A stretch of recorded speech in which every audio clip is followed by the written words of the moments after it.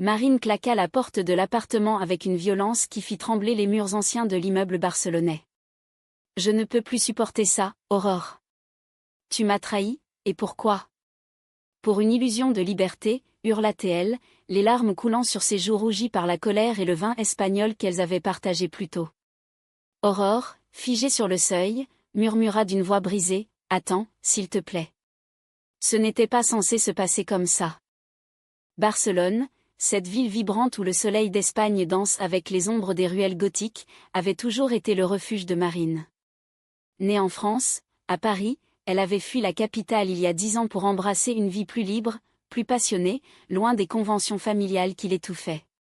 À 30 ans, Marine était une artiste peintre, spécialisée dans les portraits qui capturaient l'âme humaine avec une précision presque cruelle. Ses cheveux châtains mi-longs encadraient un visage aux traits fins, illuminé par des yeux verts qui trahissaient une sensibilité à fleur de peau. Elle vivait dans un petit atelier surplombant la Rambla, où les touristes bruyants contrastaient avec la solitude qu'elle chérissait. Aurore, son amie d'enfance, avait réapparu dans sa vie comme un fantôme du passé. Elle s'était connue à l'école primaire en banlieue parisienne, où leurs jeux innocents avaient forgé un lien indéfectible. Aurore, avec ses cheveux noirs courts et ses yeux bleus perçants, était devenue une journaliste intrépide, voyageant à travers l'Europe pour dénoncer les injustices sociales. À 32 ans, elle portait en elle une énergie rebelle, tempérée par une vulnérabilité qu'elle cachait derrière un sourire charmeur. Leur retrouvaille à Barcelone, il y a 6 mois, avait été fortuite. Aurore couvrait un festival culturel, et Marine exposait ses toiles. Un regard échangé dans la foule, et le passé avait ressurgi, chargé d'émotions inavouées. Dès les premiers jours, leur amitié s'était muée en quelque chose de plus profond. Les promenades le long de la plage de la Barceloneta, les dîners tardifs dans des tapas-bars enfumés, les confessions murmurées sous les étoiles. Marine avait senti son cœur s'ouvrir comme une fleur au soleil espagnol. « Tu es la seule qui me comprend vraiment », avait dit Aurore un soir, sa main effleurant celle de Marine. Ce toucher avait allumé une étincelle, transformant leur lien en une passion ardente. Elles s'étaient aimées en secret, dans l'ombre des cathédrales gothiques et des parcs modernistes de Gaudí, où l'architecture fantaisiste semblait refléter le chaos de leurs sentiments. Mais le paradis n'était qu'une illusion fragile. Aurore, mariée à un homme en France, un mariage de convenance pour masquer sa véritable identité, luttait contre ses démons intérieurs. « Je ne peux pas tout abandonner comme ça », avait-elle avoué un jour, les yeux baissés. Marine, qui avait toujours assumé son orientation avec fierté, sentait la frustration monter. « Pourquoi te caches-tu ? L'amour n'est pas une honte, répliquait-elle, mais Aurore reculait, hantée par la peur du rejet familial et social. Le conflit s'était intensifié lors d'une soirée arrosée. Aurore avait reçu un appel de son mari, et Marine, jalouse, avait fouillé son téléphone. Elle y avait découvert des messages ambigus avec une autre femme, une collègue journaliste basée à Madrid. « C'est juste une amie », avait protesté Aurore, mais les mots sonnaient faux. Marine, blessée, avait explosé. « Une amie avec qui tu partages des nuits entières ? Tu me mens depuis le début. » Aurore, acculée, avait admis une brève liaison, un moment de faiblesse lors d'un voyage professionnel. « Je t'aime, Marine, mais je suis perdue. Je ne sais pas qui je suis vraiment. » Cette révélation avait brisé quelque chose en Marine. Elle se sentait trahie, non seulement par l'infidélité, mais par le manque de courage d'Aurore. « Tu préfères vivre dans le mensonge plutôt que d'affronter la vérité avec moi », avait-elle crié avant de partir en claquant la porte. Seule dans les rues animées de Barcelone, Marine marchait sans but, le bruit des flamencos lointains résonnant comme un écho de sa douleur. Elle repensait à leur première nuit ensemble, dans l'atelier empli de toiles inachevées. Aurore avait posé pour elle, nue et vulnérable, et Marine avait capturé son essence avec des coups de pinceau passionnés. « Tu es mon muse », avait-elle murmuré. Maintenant, cette muse l'avait poignardée en plein cœur. Le lendemain, Marine se réfugia dans son travail. Elle peignit frénétiquement, transformant sa rage en couleurs vives et sombres. Aurore tenta de la contacter, des messages suppliants s'accumulant sur son téléphone. « Pardonne-moi, je t'en prie. Je vais tout arranger. » Mais Marine ignora, se perdant dans les marchés locaux, goûtant aux saveurs épicées de la paella pour oublier le goût amer de la trahison. Pourtant, au fond d'elle, l'amour persistait, comme une braise sous la cendre. Aurore, de son côté, errait dans la ville, hantée par ses choix. Elle visita la Sagrada Familia, cette cathédrale inachevée qui symbolisait si bien sa vie, belle, complexe, mais incomplète. « Pourquoi ai-je si peur ?» se demanda-t-elle, les larmes coulant devant les vitraux colorés. Elle pensa à son enfance avec Marine, aux rires partagés, aux secrets échangés. Leur amitié avait été son encre, et maintenant, elle l'avait brisée par couardise. Les jours suivants furent un tourbillon d'émotions. Marine rencontra une ancienne amante, une danseuse flamenco nommée Isabella, qui tenta de la consoler. « Laisse-la partir, Carino. L'amour vrai ne ment pas. » Mais Marine ne pouvait s'empêcher de comparer, Isabella était passionnée, mais manquait de la profondeur d'Aurore. De son côté, Aurore confronta son mari par téléphone, avouant enfin sa vérité. « Je divorce. Je ne peux plus vivre comme ça. » C'était un pas vers la liberté, mais le chemin était semé d'embûches. Marine reçut un message d'Aurore, « Rencontre-moi à la plage ce soir. J'ai quelque chose d'important à te dire. » Le cœur battant, elle hésita, mais la curiosité l'emporta. Le soleil se couchait sur la Méditerranée, peignant l'horizon en teintes orangées. Aurore l'attendait, pieds nus dans le sable, une bouteille de vin à la main. « Je suis venue pour m'excuser » commença-t-elle, la voix tremblante. Marine croisa les bras, sur la défensive.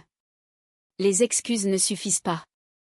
Tu m'as blessée profondément. » Elles s'assirent, le bruit des vagues apaisant leur tension.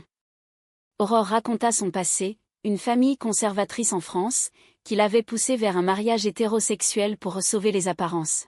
« J'ai toujours su que j'aimais les femmes, mais la peur m'a paralysée. Avec toi, j'ai ressenti une liberté que je n'avais jamais connue. » Marine écouta, son cœur s'adoucissant malgré elle. Et cette autre femme? C'était quoi, un test? Aurore secoua la tête. Une erreur.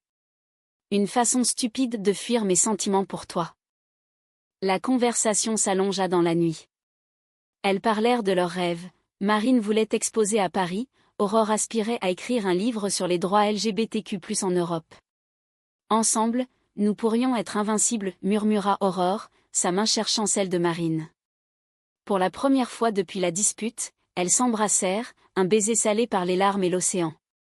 Mais Marine recula. « Je ne sais pas si je peux te faire confiance à nouveau. » Les semaines suivantes furent un mélange de joie et de doute. Elles reprirent leur relation, mais avec prudence.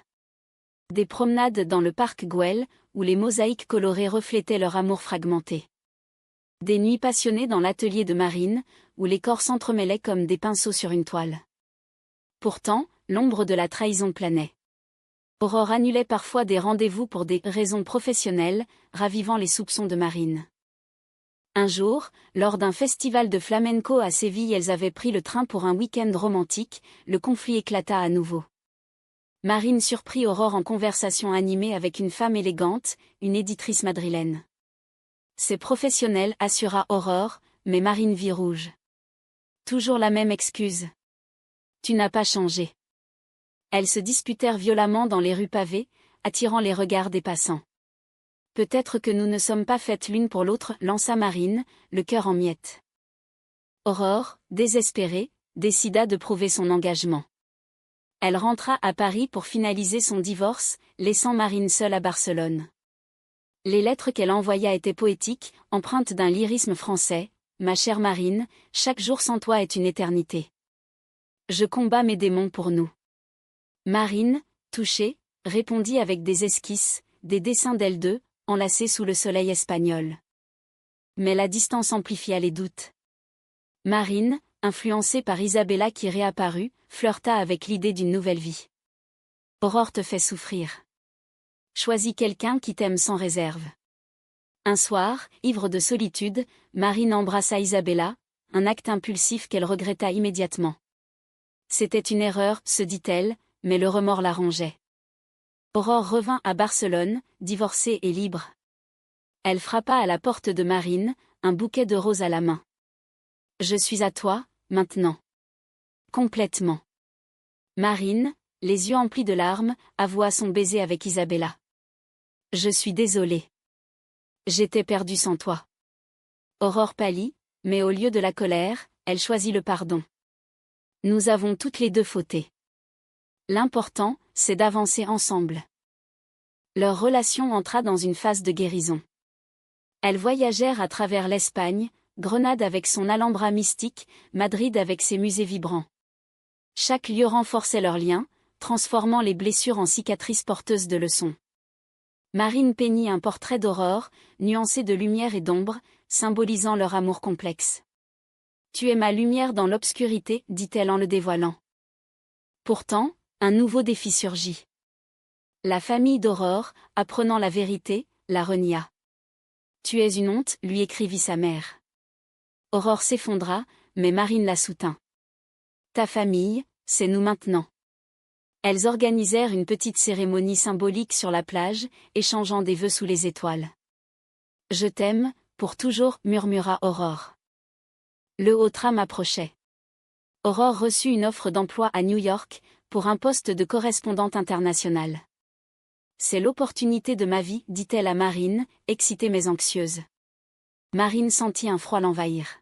« Et nous ? Tu vas partir comme ça ?» Aurore hésita.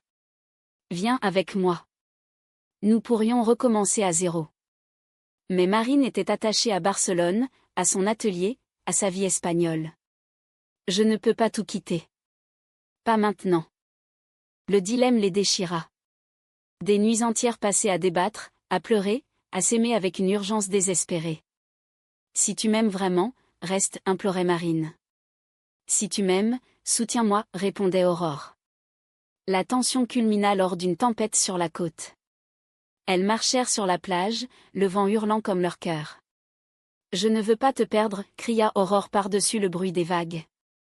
Marine, trempée, hurla en retour, « Alors choisis-moi. » Dans un moment de folie, Aurore révéla un secret qu'elle avait gardé. Avant leur retrouvaille, elle avait eu une relation avec une femme en France, qui s'était terminée en drame. « Elle m'a quittée parce que je n'assumais pas. Je ne veux pas répéter la même erreur avec toi. » Marine, choquée, se sentit à nouveau trahie. « Combien de secrets encore ? Tu ne me dis pas tout. » Elles se séparèrent cette nuit-là, chacune dans sa solitude. Le lendemain, Marine décida de confronter ses propres peurs. Elle appela sa famille en France, avouant son amour pour Aurore. À sa surprise, sa mère répondit avec douceur, « Je l'ai toujours su, ma fille. Sois heureuse. » Ce soutien inattendu lui donna la force. Elle courut chez Aurore, qui préparait ses valises. « Ne pars pas sans moi. Je viens avec toi. » Mais Aurore avait changé d'avis. « Non, Marine. J'ai refusé l'offre. Je reste ici, avec toi. » Elles s'enlacèrent, riant et pleurant. « Nous trouverons un moyen », promirent-elles. Leur amour, forgé dans le feu des épreuves, émergea plus fort. Pourtant, la vie réserva une dernière épreuve. Aurore fut diagnostiquée avec une maladie auto-immune, nécessitant des traitements réguliers. « Ce n'est pas grave, mais ça change tout », dit-elle, effrayée. Marine devint son pilier, l'accompagnant aux rendez-vous médicaux, adaptant leur vie. « Nous affronterons ça ensemble », assura-t-elle. Cette vulnérabilité approfondit leur lien, transformant la passion en un amour mature, empreint de tendresse. Elles s'installèrent dans une petite maison près de la mer, où Marine peignait et Aurore écrivait. Leur journée était rythmée par des promenades, des discussions philosophiques sur la vie, l'amour et l'identité. « L'Espagne nous a sauvés », disait souvent Aurore, en sirotant un café au lever du soleil. Un soir, lors d'une fête LGBTQ+ à Barcelone, elles dansèrent sous les lumières colorées. « Regarde comme nous sommes libres », murmura Marine à l'oreille d'Aurore. C'était un moment de pure joie, un triomphe sur les ombres du passé. Mais le destin frappa à nouveau. La maladie d'Aurore s'aggrava, menaçant leur avenir. « Je ne veux pas te laisser », pleura-t-elle dans les bras de Marine. Celle-ci, déterminée, chercha des traitements alternatifs, voyageant même en France pour consulter des spécialistes. « Tu es ma vie.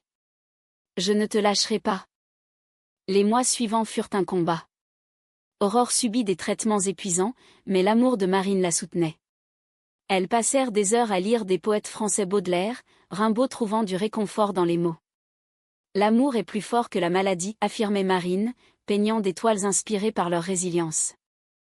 Un jour, Aurore proposa « Marions-nous » officiellement. En Espagne, où le mariage homosexuel était légal depuis longtemps, elles organisèrent une cérémonie intime sur la plage. Amis et famille y compris la mère de Marine assistèrent, témoignant de leur union. « Je te promets fidélité, amour et courage » jura Aurore, glissant l'anneau au doigt de Marine. « Et moi, je te promets de t'aimer au-delà des épreuves » répondit Marine. Leur mariage marqua un tournant. Aurore entra en rémission, et elles reprirent leur vie avec une gratitude renouvelée. Marine exposa ses œuvres à Paris, dédiées à Aurore, à mon amour, ma muse éternelle. Aurore publia son livre, un témoignage sur l'identité lesbienne en Europe, inspiré par leur histoire. Des années plus tard, assises sur leur terrasse surplombant la mer, elles regardaient le soleil se coucher. « Souviens-toi de ce soir où tout a failli s'effondrer, » dit Aurore, sa main dans celle de Marine. « Oui, mais nous avons reconstruit. Plus fort. » Leur amour, forgé dans la trahison, la peur et la maladie, était devenu un phare pour d'autres. Elles organisaient des ateliers pour jeunes LGBTQ+, partageant leur parcours avec humanité. Marine peignit leur portrait final, deux femmes enlacées, face au horizon, symbolisant l'espoir. « C'est nous, dit-elle. » Aurore sourit, pour toujours. La vie continua, avec ses hauts et ses bas, mais leur lien resta indéfectible. Dans cette Espagne adoptive, imprégnée d'un esprit français de liberté et de passion, elles trouvèrent la paix. Leur histoire, kitschée de drame et de romance, se concluait sur une note personnellement humaine, l'amour triomphe quand on ose l'affronter.